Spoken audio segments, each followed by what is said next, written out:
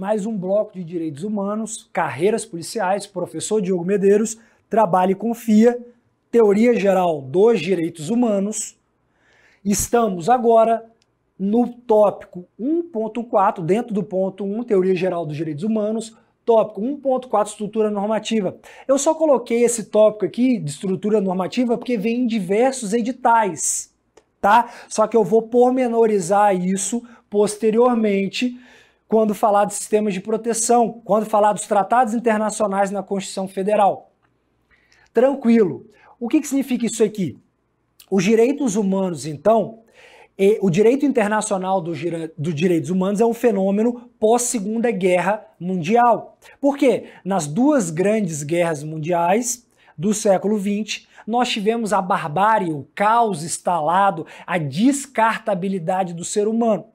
E aí, se a Segunda Guerra foi a destruição dos direitos humanos, o pós-Segunda Guerra foi a reconstrução dos direitos humanos, principalmente naquilo que a gente chama de sistemas de proteção. O que é isso, sistema de proteção?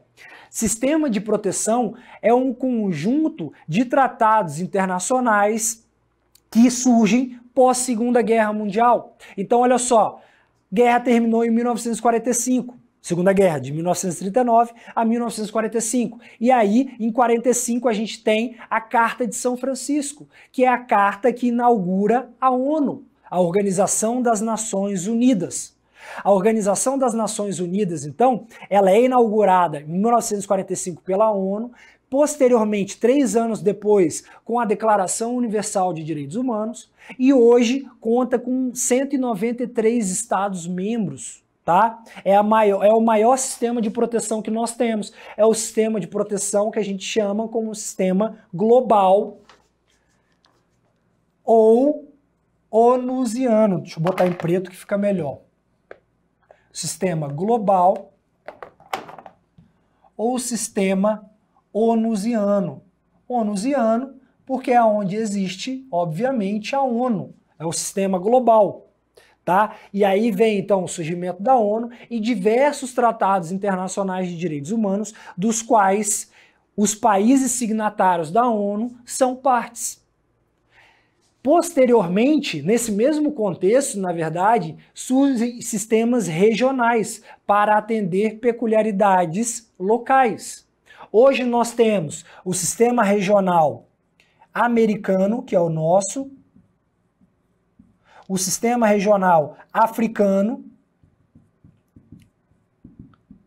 e o sistema regional europeu, que é o mais desenvolvido.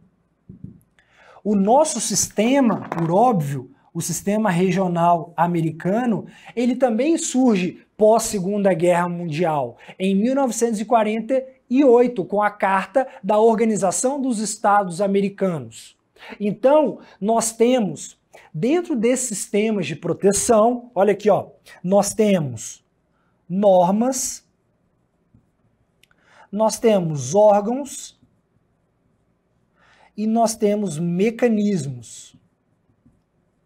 Então, você já se ligou e já gravou que existe um sistema global da ONU e sistemas regionais. Eu faço uma relação para você que gosta de futebol, a gente não tem a FIFA. A FIFA não trata do futebol mundial, a FIFA é como se fosse o sistema global da ONU. E nós não temos o Mercosul não, a Conmebol, desculpa. A Conmebol não é o sistema regional da América que trata do futebol, é a mesma coisa, é o nosso sistema regional americano. E esses sistemas aqui, eles são concomitantes, eles são interdependentes, eles não são excludentes entre si. Beleza? E todos esses dois sistemas, ou seja, tanto o sistema global como o sistema regional, eles têm normas. O que significa normas? Significa que dentro desses dois sistemas aqui, existem uma série de tratados internacionais, de convenções internacionais e de pactos internacionais. Então, por exemplo, aqui, ó, no sistema da ONU, o Brasil é signatário, por exemplo, do Pacto Internacional de Direitos Civis e Políticos. Botei em sigla aqui, ó, Pacto Internacional de Direitos Civis e Políticos. dentro do sistema da ONU. O Brasil é signatário desse pacto. Mas dentro do sistema de proteção americano, que é o nosso, o Brasil também é signatário do Pacto de São José da Costa Rica. O Pacto de São José da Costa Rica, ele é denominado de Convenção Americana de Direitos Humanos. Então nós, dentro do sistema regional americano, também somos signatários do Pacto de São José da Costa Rica ou Convenção Americana de Direitos Humanos. Todos esses sistemas, então, têm normas. Essas normas, elas podem ser geral, aplicados a todas as pessoas, que se relaciona à dignidade, à liberdade, à igualdade, ou podem ser especial, no que se referem à proteção de grupos específicos que se encontram em situação de vulnerabilidade sob o viés da isonomia material, tratar igualmente os iguais e desigualmente os desiguais na medida de sua desigualdade. A gente assinou aqui, por exemplo, no sistema da ONU, a Convenção de Pessoas com Deficiência de Nova York, que foi aprovado nos moldes do artigo 5º, parágrafo 3º da Constituição, que hoje tem o status de emenda constitucional. E nós assinamos também no sistema regional americano a Convenção de Belém do Pará em 1995, no que se refere à proteção das mulheres vítimas de violência doméstica e familiar. Então, nós temos a proteção das mulheres, do grupo vulnerável, aqui no sistema regional americano, é só um exemplo, e um outro exemplo, a proteção aqui das normas especiais no que se relacionam a deficientes físicos. Fechou? Nós temos também órgãos. Esses órgãos, eles têm por finalidade monitorar a fiscalização do cumprimento desses tratados por parte dos países. Então, por exemplo, dentro do nosso sistema regional interamericano, nós temos a Comissão Americana de Direitos Humanos, que vai fiscalizar se o Brasil não está cumprindo um tratado internacional. Então, por exemplo, Maria da Penha Maia Fernandes é vítima de tentativa de homicídio. Na época não era nem feminicídio, na época era homicídio, não tinha essa qualificadora. O ex-marido dela dá um tiro nela, com ela dormindo, ela fica paraplégica, e isso demora pra caramba no judiciário, sem uma condenação. 22 anos sem condenação. E aí, Maria da Penha Maia Fernandes, irresignada porque não teve resposta à sua demanda, à sua violação, que é o direito à vida, o direito à integridade física, através do Comitê Latino-Americano de Defesa contra a Mulher, bate lá na Comissão Interamericana, que é um órgão do sistema americano, e fala assim: ô comissão, aqui, o Brasil, ele não conseguiu dar responsabilidade penal ao ex-marido dela que cometeu um ato de violência. Então, olha só, lembra? Eu falei que você tem na cabeça que direitos humanos é direito dos manos. Mas olha esse caso. Esse caso é um tribunal, na verdade não é um tribunal, mas é um órgão administrativo falando: Brasil, você não puniu esse cara, como que essa porra é direito dos manos então? É direitos humanos falando: você não puniu o Brasil, você tem que punir, você tem que dar resposta do Estado à vítima pela violação à sua vida, à sua integridade física. Beleza? É só um exemplo aqui. E aí a comissão vai e determina ao Brasil: ô Brasil, cria uma lei protetiva aos direitos da mulher, Lei 11.340 de 2006. Brasil, cria delegacias especializadas na proteção à mulher. Brasil, comece a educar os agentes públicos na proteção desse direito à mulher. Fechou? Então nós temos órgãos para monitorar se o país está cumprindo ou não o tratado internacional. E nós temos também, dentre esses sistemas, mecanismos de fiscalização, de monitoramento. Então, por exemplo, o Brasil já foi objeto por diversas vezes de fiscalização in loco de complexos penitenciários, em razão da violação do direito dessas pessoas. Beleza? Então, todo o sistema de proteção ele tem normas que se referem a tratados internacionais, órgãos que vão fiscalizar o cumprimento desses tratados ou vão julgar. Por exemplo, nós temos a Corte Interamericana de Direitos Humanos, que julga violações de países a tratados internacionais. E mecanismos de fiscalização e de monitoramento. Tranquilo. Sistema de proteção, então, pode ser global, da ONU ou regional. O nosso é o interamericano. Qual que é o mais desenvolvido? O sistema europeu. Porque no sistema europeu, a corte do sistema europeu recebe petição individual. Na nossa, não. Na nossa, só quem pode receber a petição individual é a Comissão Interamericana. A corte não pode recebê-la. Tranquilo. Vamos, então, aqui no nosso item agora, 1.5, falar da fundamentação dos direitos humanos. Para que existe direitos humanos? Melhor dizendo, qual é a concepção filosófica que fundamenta o surgimento e a existência dos direitos humanos? E aí, um teórico bem importante para a nossa matéria, ele vai falar, e você já sabe, que os direitos humanos são históricos. Eles surgem de forma gradual, de forma lenta, ao longo do tempo. Não de maneira linear. Não só conquistas, mas por conquistas e por retrocesso. É a característica da historicidade. Beleza. E aí, dentro da fundamentação, ou seja, a base filosófica de existência aos direitos humanos, tipo assim, para que os direitos humanos existem? É a base filosófica que nós vamos trazer e que vai cair na sua prova. Esse movimento histórico, ele se constitui primeiro como direitos naturais, eles nascem como universais. Você já sabe que o direito natural, ele independe de positivação, ele não precisa estar previsto na lei, ele é superior, ele é imutável e ele existe antes mesmo da formatação do Estado. Esse é o nascedouro dos direitos humanos, que é essa fundamentação,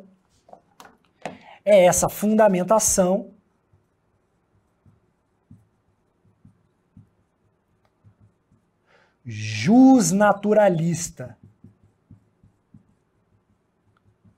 Posteriormente, esses direitos que não precisavam de positivação, porque eram inatos, inerentes ao ser humano, eles começam a ser positivados de maneira coerente e hierarquizada no ordenamento jurídico de cada país. Aí a gente tem, por exemplo, a Constituição Americana de 1787 e 1789, as 10 emendas, trazendo direitos fundamentais aos nacionais americanos. Então, esses direitos aqui, eles começam a ser positivados no ordenamento jurídico. Nasce, então, a fundamentação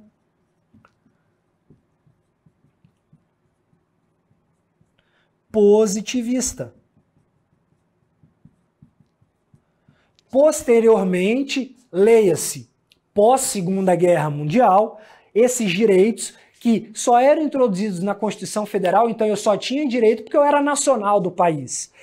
Começam a ganhar uma acepção universal. Lembra da característica da universalidade? Que os direitos humanos pertencem a toda e qualquer pessoa, independente de qualquer condição política, social e racial.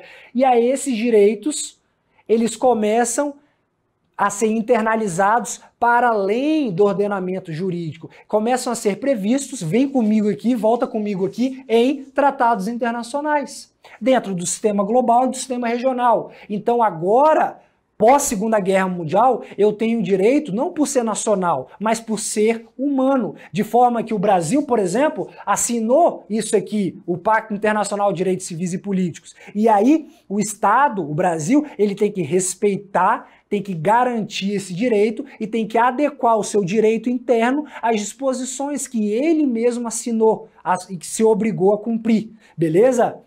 Nesse cenário aqui, então, nós temos a fundamentação jusnaturalista, a fundamentação positivista e lá no final, ó, a fundamentação pós-positivista. Tranquilo. Só que olha só, antes de eu falar cada uma delas, para você acertar na prova as características, é só lembrar da palavra-chave. Vamos falar da primeira fundamentação, ou seja, uma fundamentação negacionista. Dentro dessa ideia, então, de buscar uma base filosófica dos direitos humanos, um doutrinador chamado Bobbio,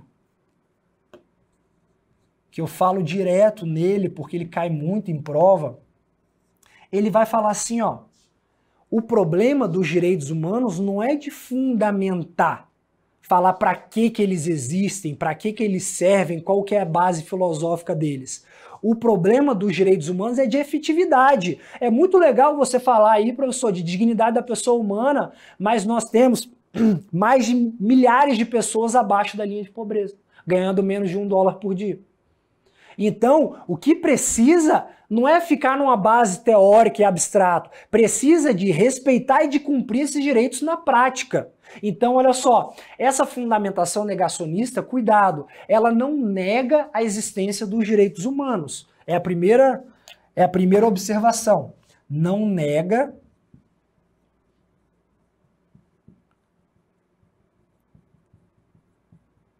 a existência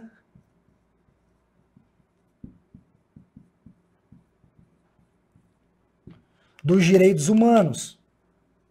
Ela propõe só o seguinte, que o problema não é filosófico, o problema é de efetivação desses direitos. O problema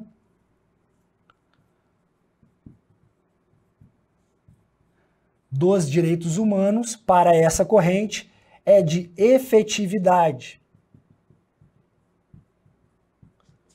e não de fundamentação.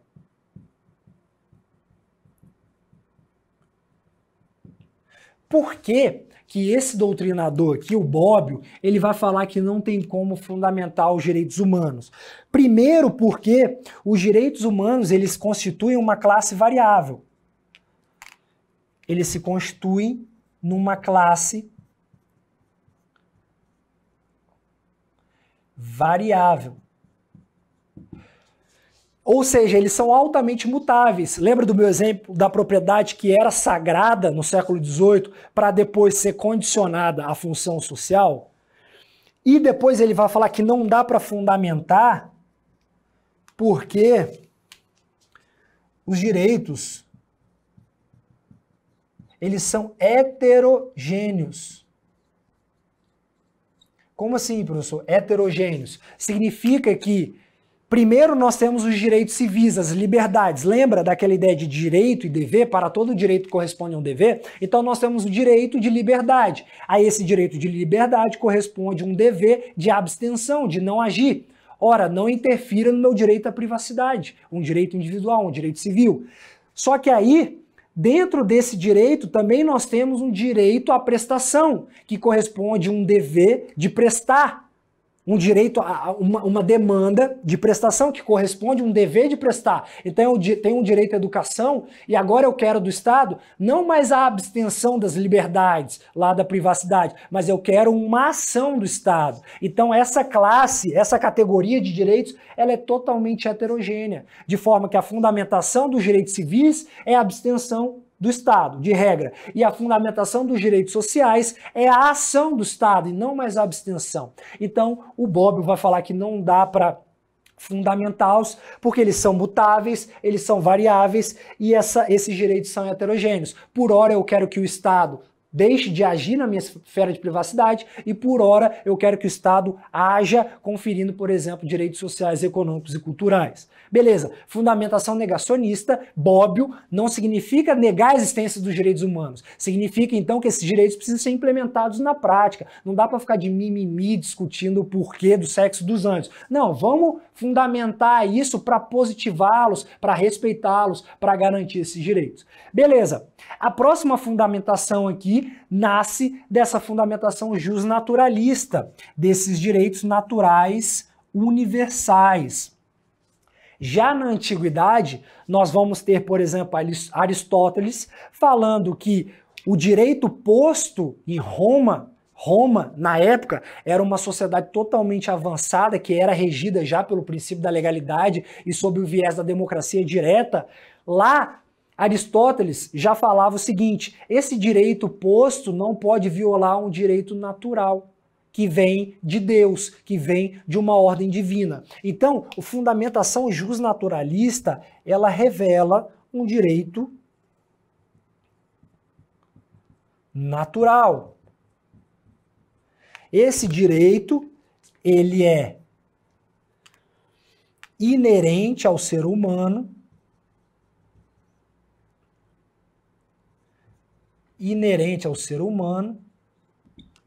ele independe de positivação,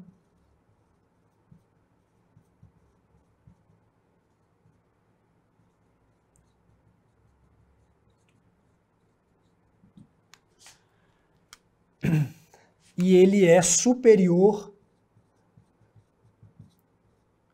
e imutável. Esse direito natural, nessa concepção de direitos naturais universais como nascedouro, ele revela um direito natural primeiro de ordem divina. Então, eu posso positivar um direito lá na Antiguidade, na Idade Média, mas eu não posso desrespeitar a vontade de Deus. Por exemplo, o povo hebreu existia o direito posto e esse direito tinha uma base teocrática, ele não podia desrespeitar um direito natural da ordem divina. Então esse direito natural, primeiro, ele se relaciona a uma ordem divina e depois, principalmente com os contratualistas, os filósofos do século XVIII, com Locke, John Locke, Montesquieu, Rousseau, esse direito que é natural, ele surge como fundamentação de um contrato. Então eu faço um contrato implícito com o Estado, cedendo parcela da minha autonomia ao Estado, para que o Estado consiga reger de modo adequado a vida social. Beleza? Então ele pode ser por ordem de vida ou ele pode ter base contratual ou racional é que você pode botar. Então esse direito natural, ele pode ter um viés de uma ordem divina. Esse direito que não é positivado, ele não pode contrariar a ordem dos deuses. E, posteriormente, com a evolução gradual da sociedade, com o iluminismo, esse direito natural, ele surge com uma base filosófica de ordem contratual, de base racional. Tranquilo? Direito natural, então, fundamentação jusnaturalista, lembrando que hoje essa concepção de direito natural não mais subsiste, porque hoje nós falamos em mutabilidade dos direitos humanos. Beleza. Com o passar do tempo, a antiguidade já se falava em direito natural, a Idade Média já se falava em direito natural. No início, nos meados da Idade Moderna, principalmente com as revoluções burguesas, com a Revolução Francesa, com a Revolução Americana e com a Revolução Inglesa, esses direitos ditos naturais, que não eram positivados, começam a ser introduzidos no ordenamento jurídico de cada país de forma hierarquizada. Então, para essa corrente, é direito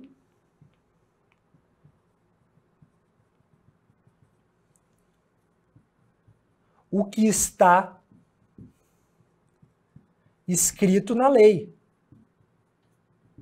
A lei, então, ela vai positivar direitos, garantindo aos cidadãos direitos fundamentais, direitos inerentes à pessoa humana. E por que que isso é bom? Porque traz segurança jurídica. Porque agora, a partir daí, eu lendo um documento escrito, eu vou saber quais são meus direitos. Qual que era o problema daqui, da fundamentação jusnaturalista? Era o caráter metafísico desses direitos. Não trazia segurança. Ah, é direito aquilo que é inerente ao ser humano, ou da vontade divina, ou de um contrato social de base racional. Tá, mas o que? Qual é o meu direito? Eu tenho direito à vida? Tenho, porque é uma cláusula essencial ao ser humano. Mas, por exemplo, eu tenho direito à liberdade de locomoção. A partir de agora, então, com a fundamentação positivista, esses direitos começam a ser escritos em documentos e começam a ser chamados de direito constitucional, começa a iniciar a matéria com a Constituição Federal em cada país.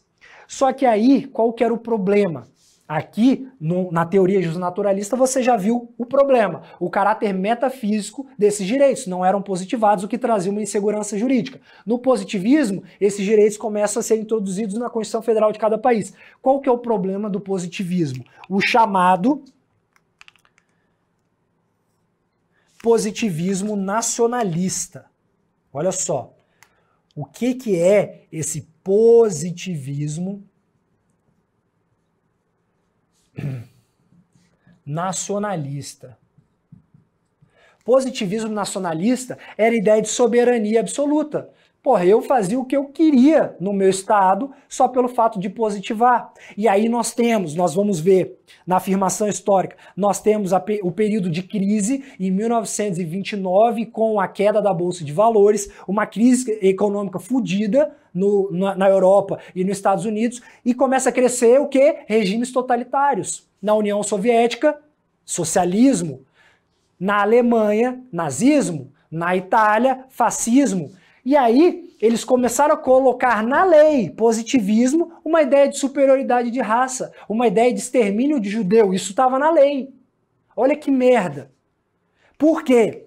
Nessa época aqui do positivismo, o direito ele não era aproximado da moral. Era direito aquilo que estava escrito na lei, com a formalidade estabelecida na lei, independente do conteúdo daquele direito. E aí, no pós-Segunda Guerra, começou a se perceber que o positivismo nacionalista dava merda, principalmente nos países que eram mais acelerados, naqueles de regime totalitários.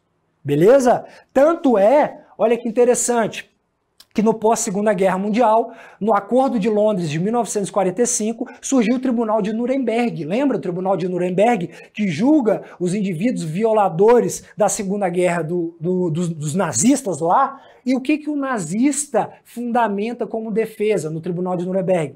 Meu camarada, eu só segui aquilo que estava na lei. Eu não pratiquei crime nenhum. Estava na lei lá a ideia de superioridade das raças arianas. Eu só segui o que estava na lei. Então, o problema do positivismo é essa ideia que não se avalia a justiça do caso concreto. O que está na lei, foi introduzido de forma legal, é válido. E aí, posteriormente, numa terceira fase, falado do fundamentação positivista, nós temos então os direitos positivos universais à plena realização, naquilo que a gente chama de pós-positivismo. O pós-positivismo, então, é um fenômeno do pós-Segunda Guerra Mundial. Esse positivismo aqui, galera, na ordem externa,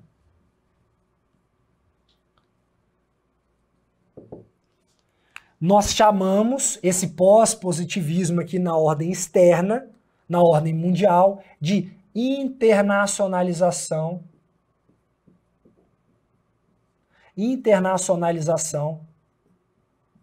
dos direitos humanos. Com a ideia de uma relativização da soberania dos países.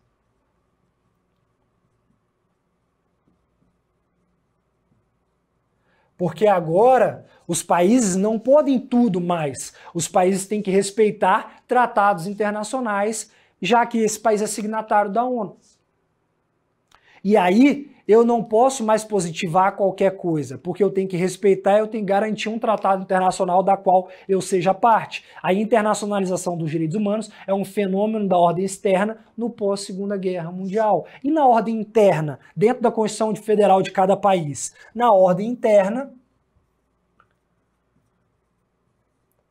a gente fala naquilo que o direito constitucional trata como neoconstitucionalismo. Olha que palavra grande. A partir daqui, principalmente com a nossa Constituição de 88, nós temos a força jurídica da Constituição Federal. Nós temos a prevalência dos princípios para resolver casos difíceis. Nós temos aqui a aplicação do direito fundamental às relações privadas. Então, a gente precisa ler, por exemplo, o Código Penal, o Código de Processo Penal, ambos de 40 e de 41, com uma filtragem constitucional. Opa, peraí, eu estou lendo esse artigo aqui do Código de Processo Penal, mas esse artigo não se coaduna com os valores da Constituição Federal. Portanto, apesar daquele dispositivo ser introduzido de forma válida, materialmente, ele não respeita a Constituição Federal. Então esse neoconstitucionalismo basicamente é a reaproximação do direito com a moral. Peraí, esse artigo foi produzido formalmente legal, mas ele é materialmente válido, ele se coaduna, ele ele se relaciona de maneira material com a Constituição, ele está respeitando os valores da Constituição Federal e principalmente com a ideia de dignidade da pessoa humana, vou botar só a sigla, dignidade da pessoa humana como valor central de nosso ordenamento jurídico. Quando a Constituição reconhece a dignidade da pessoa humana como fundamento da ordem jurídica, a própria Constituição Federal, o próprio Estado democrático de direito se legitima. Beleza, pessoal? Então, pós-positivismo, movimento pós-Segunda Guerra Mundial, que na ordem externa inaugura aqueles sistemas de proteção aqui, ó, esses sistemas de proteção, tanto da ONU quanto regional. E na ordem interna, aqui, dá fundamento à existência daquilo que a gente chama de neoconstitucionalismo, a aproximação do direito com a moral. Então, pessoal, dentro da fundamentação, a gente viu a fundamentação negacionista, que não quer negar a existência dos direitos humanos, mas quer efetivar esses direitos humanos na prática. Num primeiro momento, depois, num contexto histórico, surgem os direitos naturais, segundo uma fundamentação justnaturalista, os direitos naturais de cunho universal, independem de positivação e imutáveis. Essa concepção não é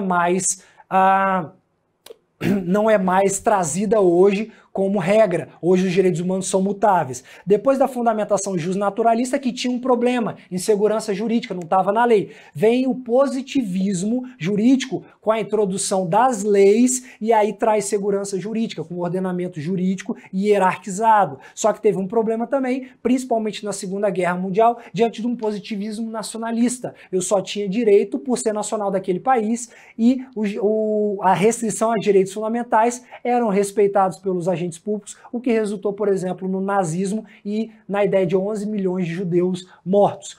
Posteriormente, nós temos a plena realização num movimento pós-Segunda Guerra Mundial, que na internacionalização dos direitos humanos relativiza a soberania, porque agora o país não pode mais tudo no direito interno. Ele tem que respeitar direitos humanos previstos em tratados internacionais, de forma que a gente fala em universalidade e indivisibilidade desses direitos. Eu tenho o direito, não por ser nacional do país, mas ser humano, o que já me condiciona à existência de direitos. Pós-positivismo, então, na ordem externa, e internacionalização dos direitos humanos, na ordem interna, aquilo que a gente chama de neoconstitucionalismo, a aproximação do direito com a moral, a chamada filtragem constitucional. Eu tenho que olhar para a lei, vendo se está respeitando os valores da Constituição e como a dignidade da pessoa humana como valor central do nosso ordenamento jurídico. E com isso a gente termina esse bloco aqui no que tange à fundamentação e ao sistema de proteção.